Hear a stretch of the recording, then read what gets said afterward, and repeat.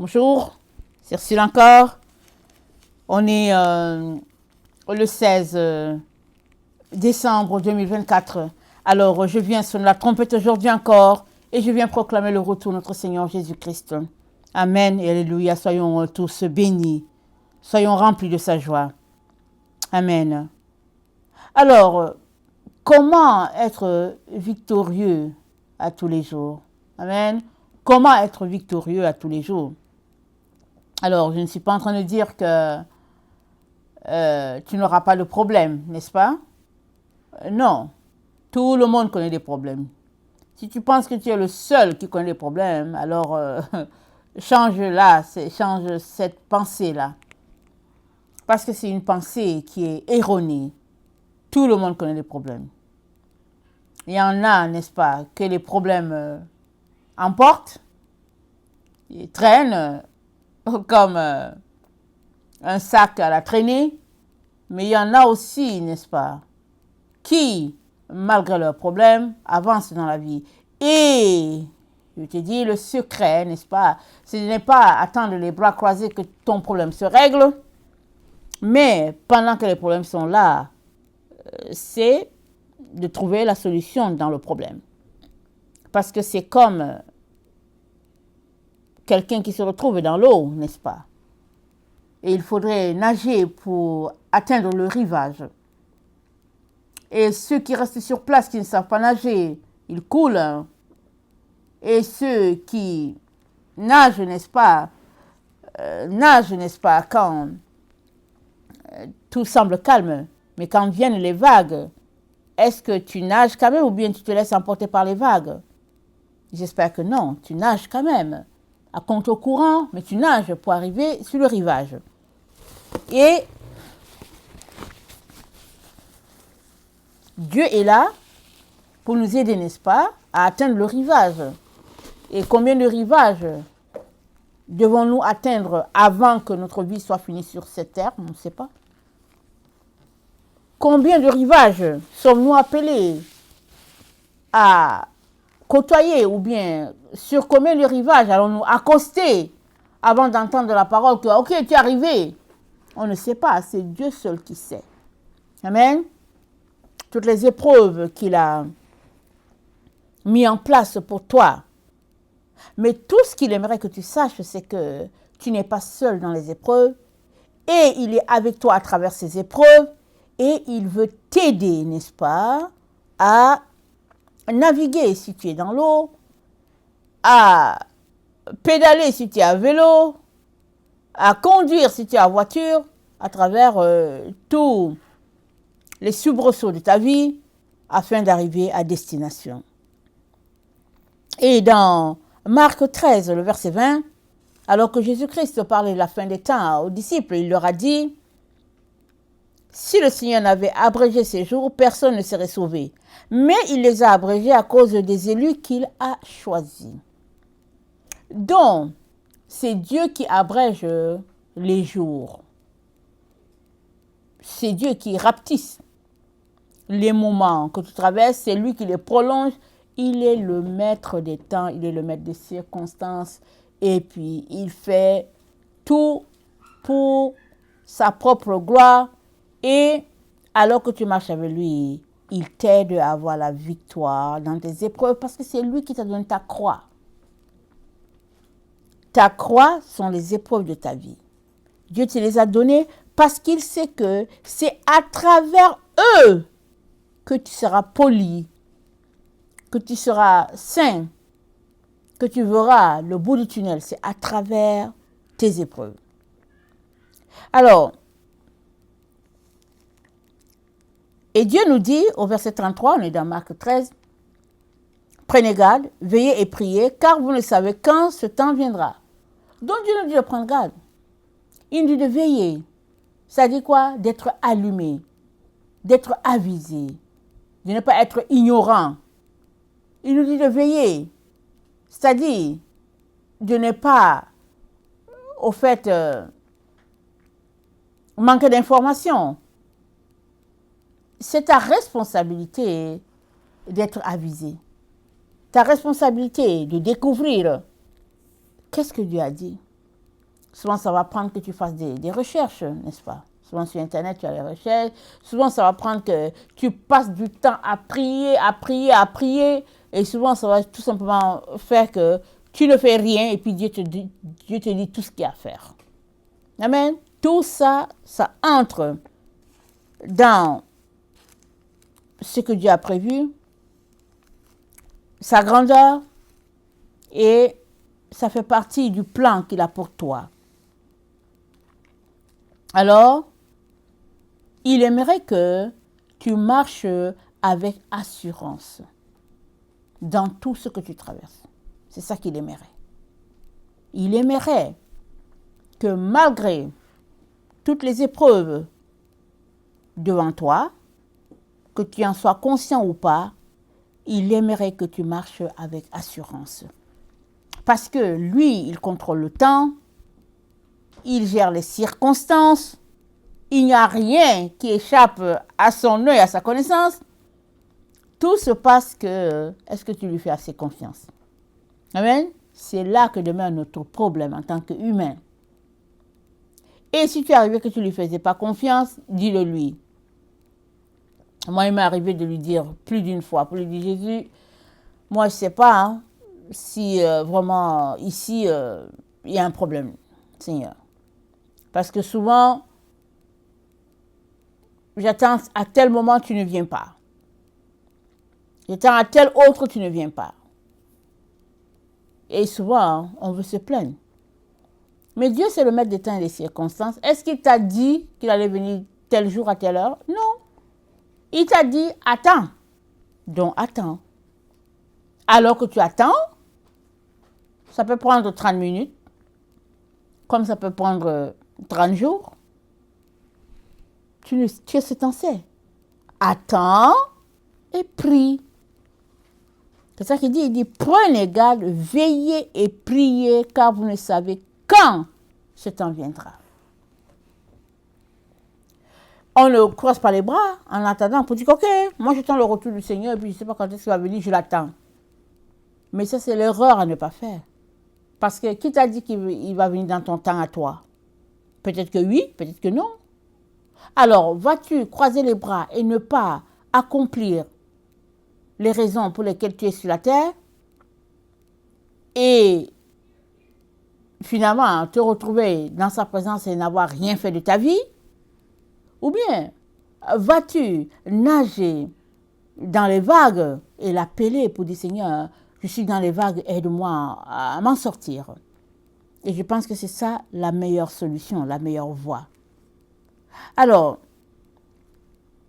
que tu passes donc par ces moments assez difficiles où peut-être tu te poses des questions, Dieu te dit de ne pas craindre et d'écouter l'instruction.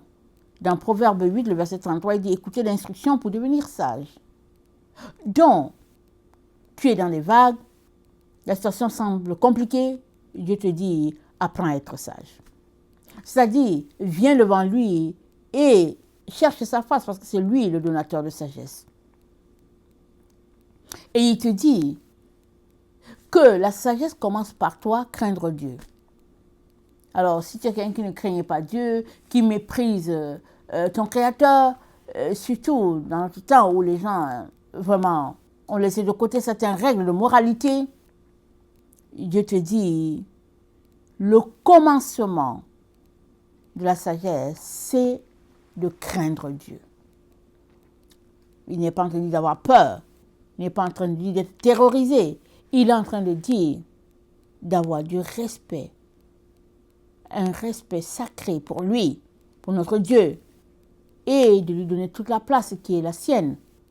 Et alors, tout le reste aussi suivra. Alors, les situations, je viens parler des situations, des soubresauts de la vie, et j'aimerais pointer l'exemple de la femme adultère. Elle a été surprise, n'est-ce pas? Et ils l'ont amenée devant Jésus. On voit ça dans Jean. Attendez, c'est dans Jean. Attendez, pas que je vous donne la mauvaise référence. On voit ça dans Jean 8. Dans Jean 8, ils ont amené une femme à Jésus. Ils disent que oui, on l'a trouvée en train de faire des choses qui ne sont pas correctes. Et ils étaient prêts, n'est-ce pas, à la lapider et ils accuseraient Jésus parce que c'est dit qu'ils ne savaient comment coincer Jésus. La fête du tabernacle venait d'avoir lieu et voilà, ils avaient prévu encore de l'arrêter, ça n'a pas eu lieu, ils ont envoyé les huissiers arrêter Jésus, ça n'a pas marché. Et cette fois-ci, ils ont pris une femme en flagrant délit, ils l'ont amené devant Jésus pour dire, ok, voilà ce que les Écritures disent, toi qu'est-ce que tu en dis? Jésus-Christ est resté à la tête courbée, il écrivait.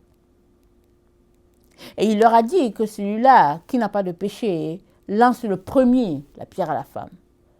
Et la Bible nous dit, accusés de leur conscience, ils jetaient les pierres du plus vieux au plus petit. Petit à petit, chacun a laissé tomber sa pierre et il est parti. Pourquoi? Parce qu'ils étaient conscients que autant cette femme méritait d'être lapidée, autant eux aussi ils méritaient d'être lapidés. C'était ça leur compréhension de la vie. Et ils réalisaient que Dieu leur a fait la grâce avec leurs péchés. Combien de fois attend-il qu'ils fassent aussi la grâce, n'est-ce pas, à cette femme-là? Alors, voilà, on l'a amené dans une situation vraiment assez compliquée, assez complexe, n'est-ce pas? Et Jésus-Christ a soulevé la tête à un moment donné, il a dit, où sont ceux-là qui t'accusaient? Elle dit, ils ne sont plus là. Il dit, ceux qui t'accusaient, ils sont où? Il dit, moi non plus, je ne vais pas te condamner. Il dit, ceux-là qui t'ont accusé, est-ce qu'ils t'ont condamné? Il dit, moi non plus, je ne vais pas te condamner. C'est ceux-là, n'est-ce pas, être environné de problèmes, mais recevoir la délivrance à travers ces mêmes problèmes. Parce que ce n'est pas elle qui a provoqué la situation de venir dans cet état-là devant Jésus, ce n'est pas elle. C'est son entourage. Un piège lui a été tendu. Elle s'est retrouvée prise là. Et Jésus-Christ de dire, je ne te condamne pas non plus. Si eux là, qui t'ont amené, t'accusant ne l'ont pas fait, moi non plus je ne le fais pas. À travers son humiliation, Dieu a apporté une délivrance. Il a apporté une restauration. Et nous connaissons ce que cette femme est devenue pour le Seigneur. Elle est devenue une main, n'est-ce pas, qui a converti plusieurs à Jésus.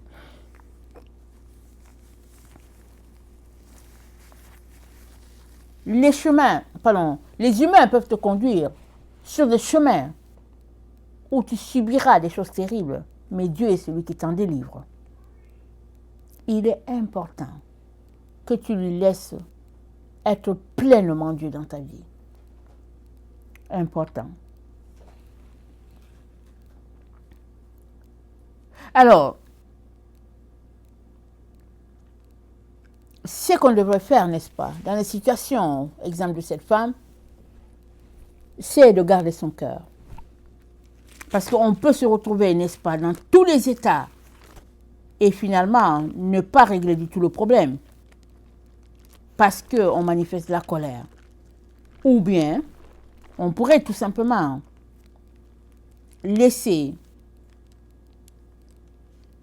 la guérison du Seigneur germer alors que le mal conçu se retire ou bien est mis de côté.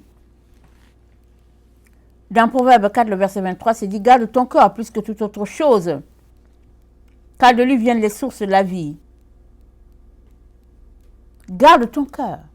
Les sources de la vie sont en toi. Ils sont à l'intérieur de toi. Donc le problème est à l'extérieur. Si on prend l'exemple de cette femme, le problème était à l'extérieur. Mais son cœur était en elle. Et c'est là que tout est en train de se passer. On ne sait pas ce qu'elle a vécu. On ne sait pas. Mais toujours est-il que Jésus ne l'a pas condamnée. Et après, l'histoire nous dit qu'elle avait donné sa vie à Dieu. Et puis elle marchait selon le Seigneur et tout. Elle a proclamé la parole. Et elle pouvait, n'est-ce pas, être une mauvaise représentation de cela, dans le sens qu'elle pouvait piquer une colère. Et puis, je ne sais pas. Mais ce n'est pas ça qu'elle a fait. elle a gardé son cœur.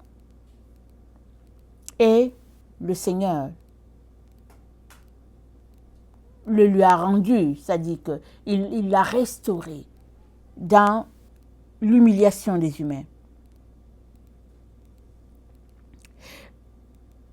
C'est l'Éternel qui dirige, n'est-ce pas, nos pas. Dans Proverbe 20,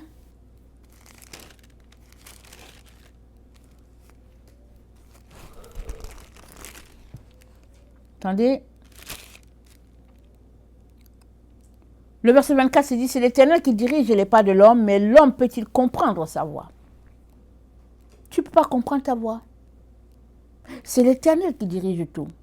Alors que tu es devant une situation et tu te dis, ok, moi je vais prendre cette solution, et puis voilà ce qui se passe, et puis etc., etc. C'est dit, c'est l'Éternel qui dirige les pas de l'homme.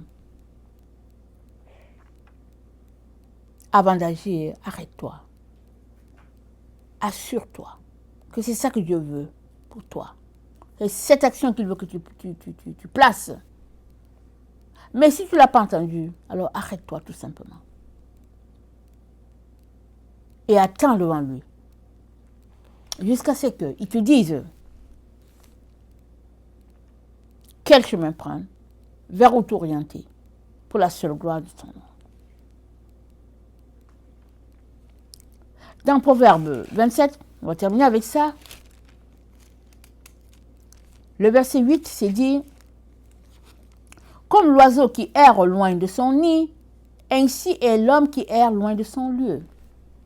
Je répète, comme l'oiseau qui erre loin de son nid, ainsi est l'homme qui erre loin de son lieu.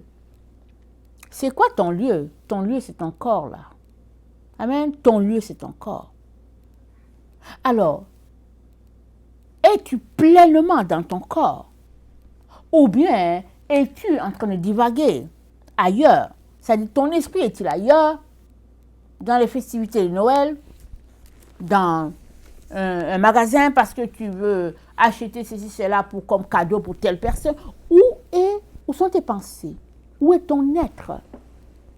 Ton être est-il en train de courir après la richesse de ce monde alors qu'il devait être pleinement en toi parce que c'est là que Dieu demeure? N'oublions pas, on vient de le voir, n'est-ce pas? Notre cœur, c'est le sanctuaire de Dieu. Dieu demeure là. Est-ce que par hasard, Dieu serait-il là à l'intérieur de toi, alors que toi-même tu es ailleurs? Tu ne te soucies pas de lui. Mais il ne va pas rester. Il ne va pas rester. Parce que ton cœur, c'est son sanctuaire. Il a dit, garde ton cœur plus que toute autre chose.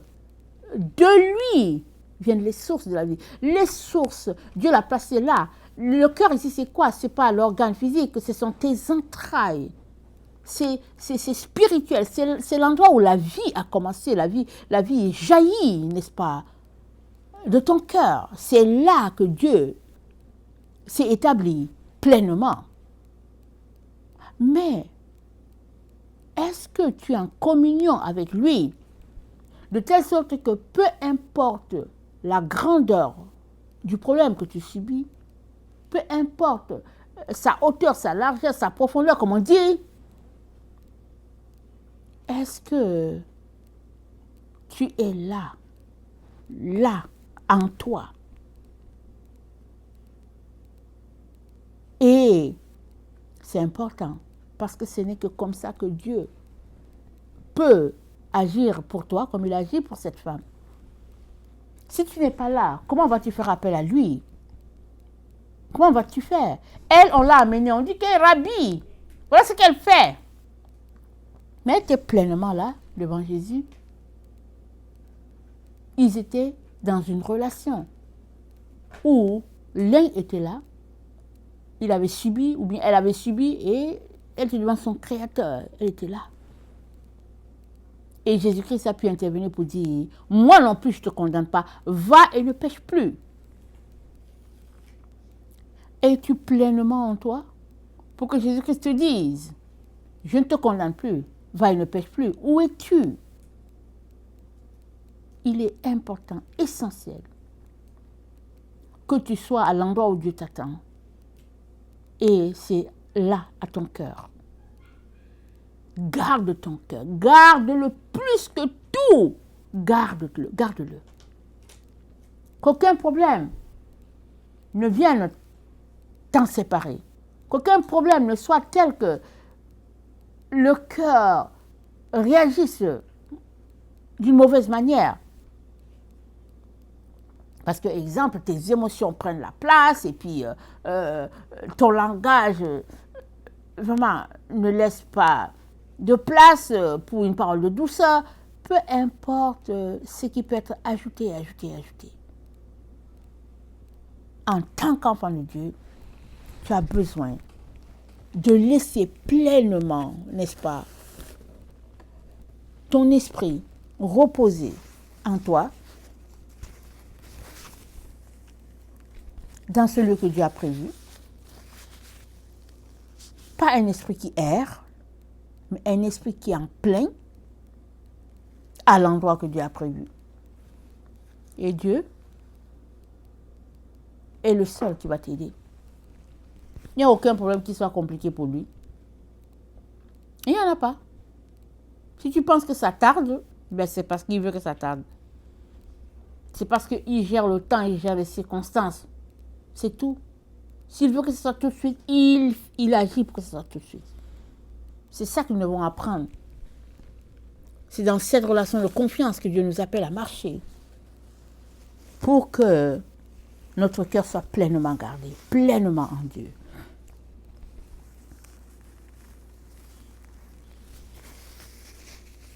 Alors,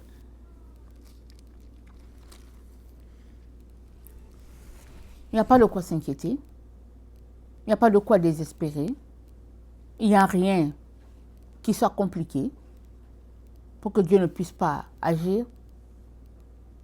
Va à lui, peu importe les circonstances de ta vie, déverse-toi devant lui et il te répondra.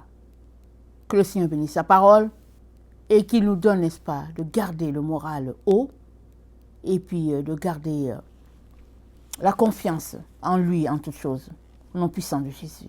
Amen et alléluia.